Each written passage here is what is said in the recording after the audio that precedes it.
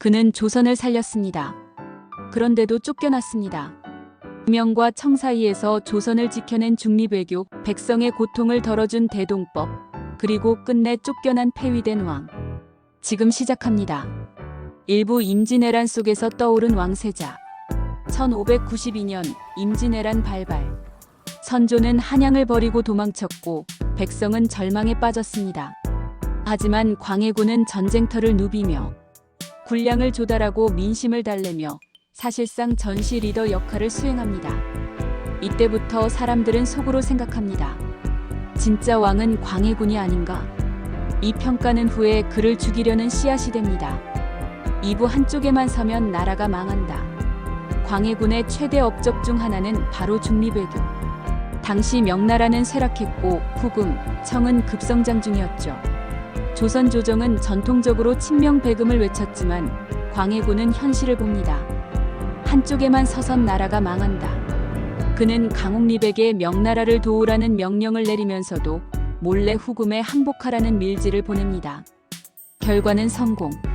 조선은 전쟁에 휘말리지 않고 후금의 공격도 피할 수 있었죠. 하지만 이 외교는 도덕보다 생존을 택한 전략이었고 보수 세력은 그를 불충한 임금이라 몰아붙입니다.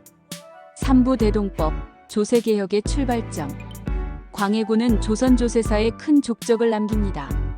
바로 대동법. 원래 조선의 세금은 지역 특산물로 바쳤는데 이 과정에서 중간 수탈자들이 이득을 챙기고 백성은 큰 고통을 받았죠. 광해군은 이를 쌀로 통일에 합리화합니다. 이 개혁은 훗날 전국으로 확대되어 조선 후기 국가 재정 안정의 기초가 됩니다. 그러나 기존 특권층은 분노했고 이 조치는 정치적 위기를 불러옵니다. 사부형을 죽이고 아우를 죽이고 어머니를 폐위하다. 이제 광해군은 점점 몰려갑니다. 형 임해군은 포악했지만 정통성 있는 왕자. 광해군은 그를 제거합니다.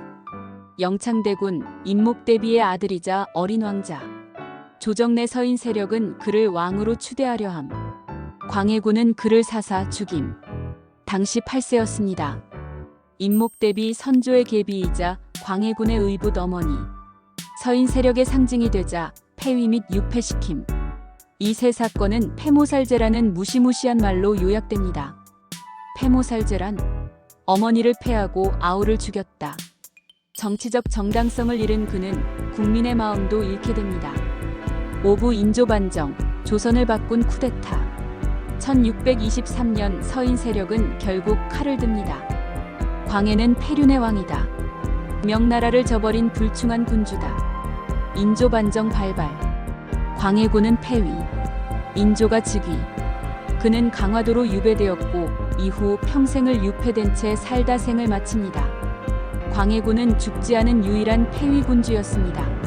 하지만 그의 중립외교가 사라지자 곧바로 정묘호란, 병자호란이 일어났고 조선은 전쟁의 참화를 다시 겪게 됩니다.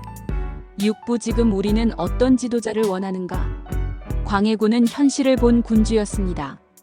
그는 이상보다 생존을 택했고 백성의 고통을 줄이고자 했으며 나라의 안보를 위해 외교적 유연성을 발휘했습니다.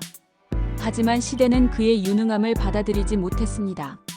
결국 정통성이 아닌 실용과 능력 중심의 지도자는 당시 조선 사회에서 받아들여지지 않았던 것이죠. 지금 우리는 어떤 지도자를 원하고 있는가? 도덕적 명분만을 앞세우는가? 아니면 냉철하게 판단하고 결과를 내는 지도자인가? 광해군은 나라를 살렸지만 권력을 잃었습니다. 그의 능력은 시대를 앞섰고 그의 외교는 조선을 지켰습니다. 그러나 정치는 능력이 아니라 명분이었습니다. 우리는 오늘 그런 군주를 다시 어떻게 기억해야 할까요? 이 친왕의 진실을 다시 조명하는 시간, 역사의 뒷이야기를 더 알고 싶다면 지금 타임키퍼 구독하고 함께 떠나보세요. 좋아요와 알림 설정도 잊지 마세요.